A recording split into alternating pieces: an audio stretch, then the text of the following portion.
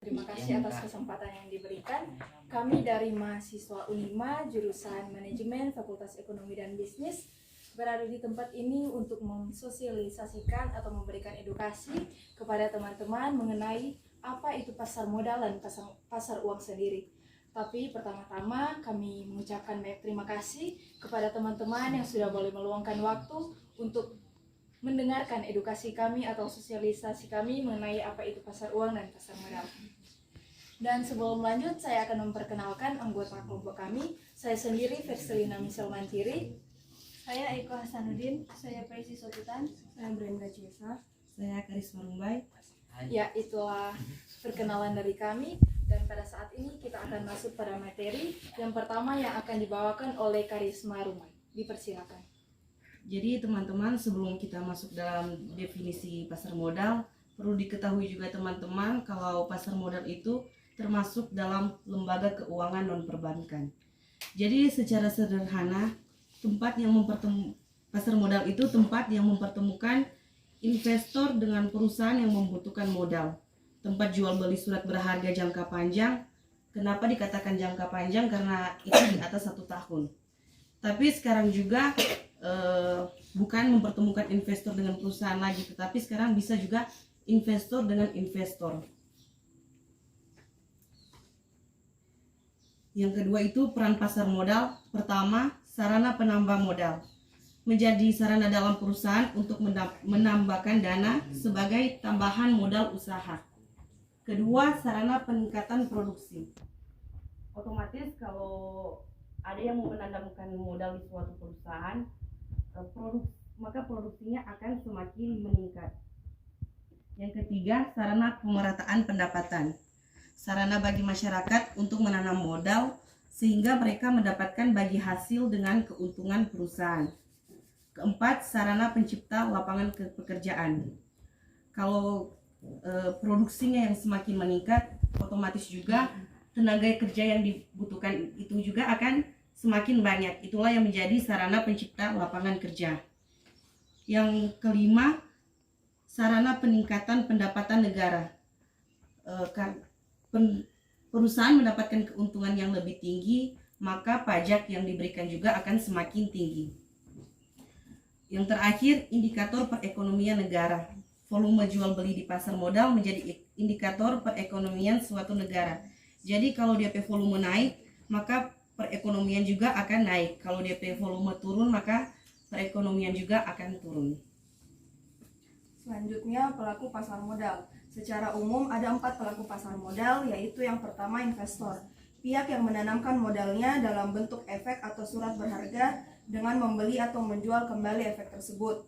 Yang kedua, emiten. Perusahaan yang menjual surat berharga dalam bentuk saham maupun obligasi. Yang ketiga, perusahaan efek. Penjamin emisi yang menjamin yang dikeluarkan terjual. Perantara atau broker, perantara jual beli efek. Manajer investasi, pengelola dan konsultan efek. Dan yang terakhir, bursa efek. Tempat diselenggarakannya transaksi jual beli efek, misalnya Bursa Efek Indonesia. Selanjutnya saya akan menjelaskan tentang apa itu instrumen pasar modal. Instrumen pasar modal adalah keseluruhan surat berharga atau efek yang terdiri dari saham, obligasi, dan derivatif atau turunan dari saham dan atau obligasi. Menurut Undang-Undang Nomor 8 Tahun 1995 tentang pasar modal, efek merupakan setiap surat pengakuan utang, surat berharga komersial, saham, obligasi, sekuritasnya. Saya akan menjelaskan tentang instrumen pasar modal. Instrumen pasar modal adalah keseluruhan surat berharga atau efek yang terdiri dari saham, obligasi, dan derivatif atau turunan dari saham dan atau obligasi. Menurut Undang-Undang Nomor 8 Tahun 1995 tentang pasar modal, efek merupakan setiap surat pengakuan utang, surat berharga komersial, saham, obligasi, sekuritas kredit, tanda bukti utang, right, waran, opsi, atau derivatif dari efek, atau setiap instrumen yang ditetapkan sebagai efek. Pada pasar modal bisa dikenal dengan istilah bursa efek. Pasar modal, teman-teman bisa menemukan berbagai jenis surat berharga yang setiap dari diperdagangkan atau diperjualbelikan. Jenis-jenis surat berharga tersebut diantaranya yang pertama saham. Saham merupakan surat pernyataan modal dalam suatu perusahaan. Keuntungannya yaitu dividen atau capital gain, risiko capital loss, dan bukan prioritas ganti rugi. Yang kedua, obligasi, yaitu surat sebagai tanda menjadi kreditur dari suatu perusahaan. Keuntungannya bunga kupon dan capital gain, risiko nilai turun, dan capital loss. Yang ketiga, reksadana, investasi bersama para pemodal yang dikelola manajer investasi.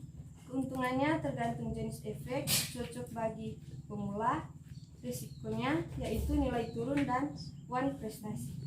Yang keempat, waran, yaitu hak memegang saham untuk membeli saham baru pada harga tertentu. Yang kelima, strike, yaitu hak bagi pemegang saham lama untuk memperoleh saham terlebih dahulu. Dan yang terakhir adalah opsi, yaitu hak untuk membeli atau menjual efek pada harga dan waktu tertentu. Baik, saya akan memaparkan materi tentang definisi pasar uang. Pasar uang menjadi salah satu istilah yang sudah cukup familiar di dalam dunia keuangan. Pasar uang termasuk ke dalam salah satu instrumen jual beli dalam dunia investasi, dan pasar uang dapat diartikan juga sebagai tempat transaksi jual beli bagi investor. Pasar uang identik dengan dunia investasi karena sangat berhubungan dengan kegiatan perdagangan surat berharga. Maka dari itu, pengertian pasar uang dapat diartikan sebagai kegiatan perdagangan surat berharga. Untuk memenuhi permintaan dan penawaran dana, kegiatan di pasar uang dilakukan dalam jangka waktu pendek tanpa batasan tempat. Periode tempo pasar uang bersifat relatif, sebab tujuan utamanya untuk membantu orang yang memerlukan dana. Tak heran jika pasar uang juga disebut sebagai pasar kredit jangka pendek. Selanjutnya akan dibacakan oleh Michelle. Ya, selanjutnya kita masuk pada mekanisme pasar uang.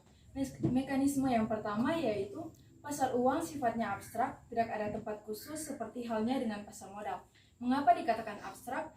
Dikarenakan ketika akan melakukan transaksi di pasar uang, hanya pihak yang kelebihan dana atau disebut investor saja dengan pihak yang membutuhkan dana atau disebut perusahaan saja yang melakukan transaksi. Jadi tidak ada tempat khusus untuk melakukan transaksi tersebut.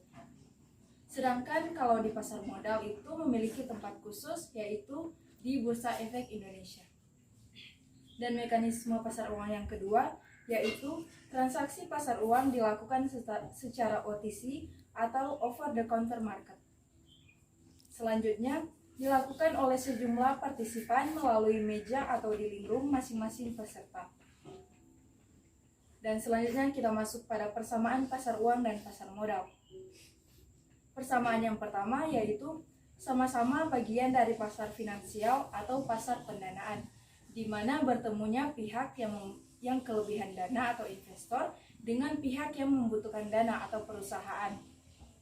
Dan persamaan yang kedua menjalankan fungsi yang sama, yaitu menjembatani pihak surplus dan defisit yang memiliki peluang investasi.